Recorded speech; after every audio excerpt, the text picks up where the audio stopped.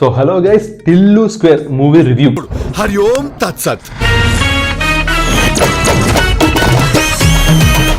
So movie ఎలా ఉంది, ఏంటి ప్లస్ పాయింట్లు ఏంటి, ఫ్లాస్ పాయింట్స్ ఏంటి, సజెస్టెడా కాదా అన్ని డీటెయిల్ గా డిస్కస్ చేద్దాం. కానీ వీడియోలోకి వెళ్ళిపోయే ముందు సబ్స్క్రైబ్ చేశారా? సబ్స్క్రైబ్ చేసుకోకపోతే మాత్రం సబ్స్క్రైబ్ చేసుకోండి first. So hello guys, welcome to AR talks and reviews. AR talks and reviews లో మనం మూవీ రివ్యూస్ గురించి, ఫిట్నెస్ గురించి, లైఫ్ స్టైల్ గురించి, అన్నిటి గురించి మాట్లాడుకుంటాం ద మోస్ట్ ఎంటర్టైన్మెంట్ మేనర్. అలాగే మీకు ఏమైనా సజెషన్స్ ఉంటే, లైక్ ఈ మూవీ రివ్యూ చేయి, ఆ మూవీ రివ్యూ చేయి, లేదంటే ఈ ఫిట్నెస్ కంటెంట్ చేయి, ఆ ఫిట్నెస్ కంటెంట్ చేయి, ఇలాంటి కంటెంట్ సజెషన్స్ ఏమైనా ఉంటే కింద కామెంట్ చేయొచ్చు. లేదంటే నా ఇన్స్టాగ్రామ్ లింక్స్ ని కింద వేస్తాను, అక్కడ కూడా వెళ్ళిపోయి చెక్అౌట్ చేసేయండి. సో మీకు ఎలాంటి ఐడియా ఉన్నా you're always free to give the suggestions. As I said every time, like every suggestions will be consider. So ఇక మనం వీడియోలోకి వెళ్ళిపోదాం. సో టిల్లు స్క్వేర్ మూవీ ఎలా ఉంది ఏంట్రా అంటే బాగానే ఉంది. బట్ సమ్హౌ నాకెందుకో ఫస్ట్ సినిమాలో కలిగిన మ్యాజిక్ ఎందుకో మళ్ళీ రిపీట్ అవ్వలేదేమో అనిపించింది. ఏంట్రా మూవీ బాగానే ఉంది అంటున్నావు, మళ్ళీ ఇలా చెప్తున్నావు ఏంట్రా అని మీరు అనుకోవచ్చు. చెప్తా, క్లియర్గా చెప్తా. సో బేసికల్లీ సినిమా చూసినంతసేపు మీరు నవ్వుకుంటారు, ఎంజాయ్ చేస్తారు, సినిమా అంతా బాగా ఎంజాయ్ చేస్తారు. క్రింజ్ కామెడీ కూడా లేదు, కామెడీ టైమింగ్ కూడా బాగానే ఉంది. బట్ సమ్హౌ నాకు ఎందుకో ఫస్ట్ మూవీలో సీన్స్ మళ్ళీ రిపీటెడ్ గా చాలా ఎక్కువ వచ్చేమో అనిపించింది.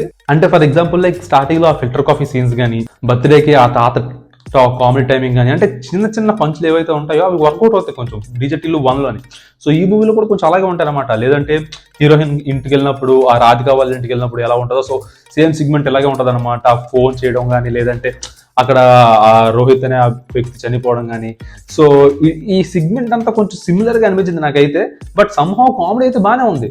But through out the movie అయితే నాకు ఎందుకో ఫస్ట్ మూవీ షార్ట్స్ ఏవైతే ఉన్నాయో మళ్ళీ రిపీటెడ్ గా చూపించడం వల్ల, లేదంటే through out the movies pattern అంతా సేమ్ గా వెళ్ళడం వలన నాకైతే కొంచెం పార్ట్ 1 లాగే ఆల్మోస్ట్ అనిపించింది. ఇక మన హీరో విషయానికి వస్తే సిద్ధు జొన్నలగడ్డ గారు బాగుందండి. ఆయన యాక్టింగ్ కానీ, గెటప్ కానీ, అంటే లైక్ టిల్లు కంటిన్యూషన్ కాబట్టి సేమ్ క్యారెక్టరైజేషన్ ఉంటుంది. సో వాట్ ఎవర్ టిల్లులోనే ఎలా యాక్ట్ చేస్తాడో కొంచెం ఎడ్డీ టైప్లోనే, సో అలా యాక్ట్ చేసి మళ్ళీ స్మార్ట్గా బిహేవ్ చేయడం.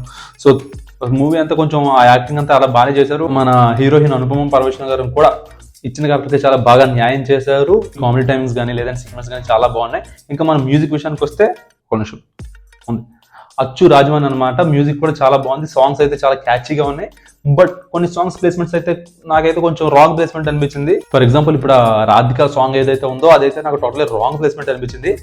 అంటే కొంచెం ఇంట్రెస్టింగ్ గా ఉన్న పాటలోని సడన్ గా సాంగ్ వస్తే మీకు తెలుసు నేను డిస్కనెక్ట్ అవుతా. సో అట్లా ఈ సాంగ్ కూడా కొంచెం రాంగ్ టైమింగ్ లో వస్తుంటది అనమాట. So apart from this like songs అయితే చాలా బాగున్నాయి. మరి ఇవన్నీ బాగానే ఉన్నాయి అంటున్నావా కదా, కామెడీ టైమింగ్ బాగుంది అంటున్నాం, మూవీ సిగ్మెంట్స్ బాగుంది అంటున్నావా, మరి ఇంకెక్కడ ప్లాస్ పాయింట్స్ జరిగాయి అంటే చెప్తా, క్లియర్ గా చెప్తా మీకు కూడా. సో బేసికలీ నాకు లాజిక్ ఎక్కడ దొబ్బుద్దంటే, మీరు టిల్లు 1 చూసుకుంటే ఇప్పుడు రాధిక అనే పర్సన్ టిల్లు అనే పర్సన్ కి పరిచయం అయిన తర్వాత వీళ్ళిద్దరికి కొంచెం లవ్ అవుద్ది, చిన్న కాన్ఫ్లిక్ట్స్ అవుతాయి. ఆ కాన్ఫ్లిక్ట్స్ అయిన తర్వాత ఆ అమ్మాయి ఆ సిచ్యువేషన్ నుంచి ఎస్కేప్ అవ్వడానికి ఆ సిచ్యువేషన్ ఏదైతే ఉందో దాన్ని అడ్వాంటేజ్ తీసుకొని మనోని మోసం చేసి ఆ సిచ్యువేషన్ నుంచి ఎస్కేప్ అవుద్ది. సో ఆ అమ్మాయికి ఫస్ట్ నుంచి ఇనిషియల్లీ కొంచెం మోటో లేదు మోసం చేద్దాం అని చెప్పేసి.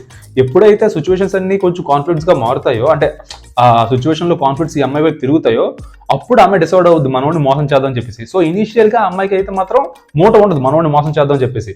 బట్ ఈ మూవీలో ఏంది అంటే అనుపమ పరమేశ్వరన్ గారికి ఇనిషియల్ నుంచి ఒక మోటో ఉంటుంది, లేదు వీడిని ఎలా ట్రాప్ చేయాలి అలా చేయాలని చెప్పేసి. సో అలా ట్రాప్ చేయాలనుకున్నప్పుడు స్టార్టింగ్ లోనే ఫిజికల్ అడ్వాంటేజ్ ఎలా తీసుకుంటారో నాకు అర్థం కాలేదు. అంటే బేసికల్లీ అంటే మనం ట్రాప్ చేయడానికి ఏ అమ్మాయినా సరే కొంచెం ఫిజికల్ గా అడ్వాంటేజ్ అయితే మనోడు కొంచెం ఎమోషనల్ గా కనెక్ట్ అయ్యి అట్లా ప్లాన్ చేశారా, లేకపోతే నాకు అర్థం కాలేదు. అంటే బేసికల్లీ ఎట్లా వద్దంటే, ఇప్పుడు ఒక ట్రాప్ చేయాలనుకున్న మైండ్ సెట్ ఉన్న వాళ్ళు కొంచెం లవ్ లో దింపో, లేదంటే వాడిని కొంచెం రొమాన్స్ వరకు అయితే ఓకే. బట్ స్టార్టింగ్ ఫస్ట్ పరిచయంలోనే ఫిజికల్ అడ్వాంటేజ్ అయిపోయి అప్పుడు ఎమోషనల్ గా కనెక్ట్ అయిపోయి తర్వాత ట్రాప్ చేద్దాం అనుకున్న ఈ కాన్సెప్ట్ ఏదైతే ఉందో, నాకెందుకో ఈ నరేషన్ పార్ట్ అంతా టూ కన్విన్సింగ్ అనిపించింది. అంటే స్టోరీ లీడ్ చేయడానికి మరి టూ కన్విన్సింగ్ అనిపించింది అనమాట. సో సెకండ్ పాయింట్ ఏంటంటే, ఇప్పుడు ఆ విలన్ షేక్ మొహమ్మద్ అనేవాడు ఎవడైతే ఉన్నాడో వాడు ప్రిన్స్ ని చంపడానికి వస్తున్నాడు అని చెప్పి ప్రిన్స్ చెప్తాడు అనమాట. నా ట్రూ గ్రోస్ ఇవ్వకపోతే మళ్ళీ చంపడానికి వస్తున్నాడు నీ వల్ల అని చెప్పి అంటాడు. సో ఓకే, పక్కన పెట్టండి. సో ఫస్ట్ ఆఫ్ ఆల్ వాడు ఏంటంటే ఇంటర్నేషనల్ డాన్ అన్నట్టు ఎస్టాబ్లిష్ చేస్తారనమాట. International don almost 18 times encounter తప్పించుకున్నాడు. సో అలాంటి వాడు ఒక 2 కోట్ల కోసం మళ్ళీ సపరేట్ గా మనోడి కోసం ఇండియా రావడం ఏంది, సరే ఇండియా వచ్చిన తర్వాత మళ్ళీ భారత్ వెళ్ళడం ఏంటి, భారత్కి డీజేటీలోని వెళ్ళడం ఏంటి, ఇది ఏంది నాకు అర్థం కాల. సో అదే చెప్తున్నాను కదా, సిచ్యువేషన్ కాన్ఫ్లిక్ట్ కి లీడ్ తీయడానికి ఇవన్నీ టూ కన్విన్సింగ్ గా పెట్టారు.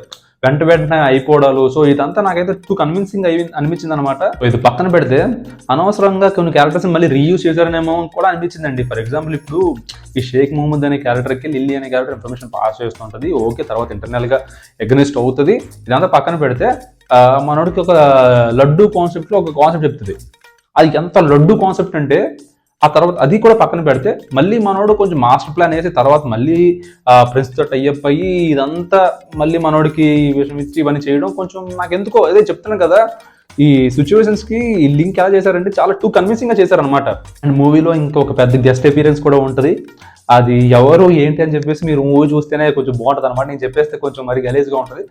సో ఆ గెస్ట్ అపీరెన్స్ కూడా ఏంటంటే లైక్ కొంచెం అనవసరమే, బట్ సమ్హౌ ఆ సిచ్యువేషన్ కి కొంచెం హైప్ కి కామెడీకి బాగా యూజ్ అయింది అనమాట. So that was totally accepted. Like బాగా కొంచెం కామెడీ బాగా కొంచెం క్లిక్ అయింది కాబట్టి so I accepted that. Climax portion వచ్చేసరికి నాకైతే టూ సిమిలర్ అనిపించిందండి టిల్లు వన్కి. అంటే విత్ సమ్ డిఫరెంట్ కాన్ఫ్లిక్ట్, అంటే కొంచెం ఆ కాన్ఫ్లిక్ట్ ని రిజాల్వ్ చేసే పద్ధతి కొంచెం డిఫరెంట్ అయినా బట్ టూ సిమిలర్ అనిపించింది.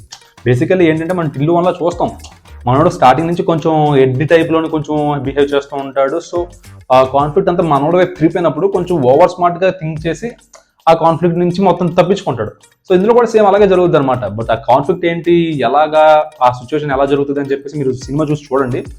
అండ్ అందులో కొంచెం కామెడీ కూడా జనరేట్ అవుతుంది. అది ఓకే, నాకైతే అది బాగా టూ సిమిలర్ అనిపించింది. బట్ మీకైతే మాత్రం కొంచెం బాగా ఎంజాయ్ చేస్తారు. అంటే క్లైమాక్స్లో వచ్చే కామెడీ కానీ ఇదంతా కొంచెం మీరైతే బాగా ఎంజాయ్ చేస్తారు. అండ్ ఇంకా లాస్ట్లో డిస్కషన్ కూడా కొంచెం సేమ్ పార్ట్ 1లో లాగా ఉంటుంది. అదే చెప్తున్నాను కదా, నాకైతే కొంచెం బాగా సిమిలర్ అనిపించింది. మీకైతే మాత్రం కొంచెం ఎంజాయ్ చేయొచ్చు మీరు. సో ఓవరాల్గా మూవీ ఎలా ఉందో సజెస్ట్ చేస్తావా అంటే బాగుంది, మూవీ చాలా బాగానే ఉంది, నేను సజెస్ట్ కూడా చేస్తా. కాకపోతే బట్ ఫర్ మీ లైక్ నాకైతే కొంచెం టూ సిమిలర్ అనిపించింది పార్ట్ 1 లాగే. అదే దోశని కొంచెం అటు తిప్పి కొంచెం విత్ డిఫరెంట్ కాన్ఫ్లిక్ట్స్ అని చెప్పేసి అనిపించింది. బట్ మీకైతే నచ్చచ్చు. సో ఇది ఓవరాల్గా మన టిల్లు స్క్వేర్ మూవీ రివ్యూ అనమాట. నచ్చిందని అనుకుంటే నచ్చితే మాత్రం లైక్, షేర్, సబ్స్క్రైబ్ మాత్రం మర్చిపోకండి. మీరు అవన్నీ చేస్తుంటేనే మనకు కూడా మన వీడియోస్ కొంచెం ఎంగేజ్మెంట్ అవుతుంటాయి, కొంచెం మనకి సబ్స్క్రైబర్స్ వస్తూ ఉంటారు. నాకు ఒక సబ్స్క్రైబర్ వచ్చినా, ఒక లైక్ వచ్చినా, ఒక కామెంట్ వచ్చినా నేనైతే మళ్ళీ ఇంకో నెక్స్ట్ వీడియో చేయాలి, తొందరగా చేయాలని చెప్పే మైండ్ సెట్తో ఉంటాను అనమాట. So that's the reason I'm asking, like కొంచెం సబ్స్క్రైబ్ అయితే చేయండి. అలాగే కంటెంట్ నచ్చినట్టయితే మాత్రం అక్కడ ఇక్కడ కొంచెం షేర్స్ కూడా చేయండి, మనకు కూడా కొంచెం గ్రోత్ ఉంటుంది. సో కలుద్దాం నెక్స్ట్ వీడియోలో. And take care, bye bye. కలుద్దాం నెక్స్ట్ వీడియోలో. Thank you.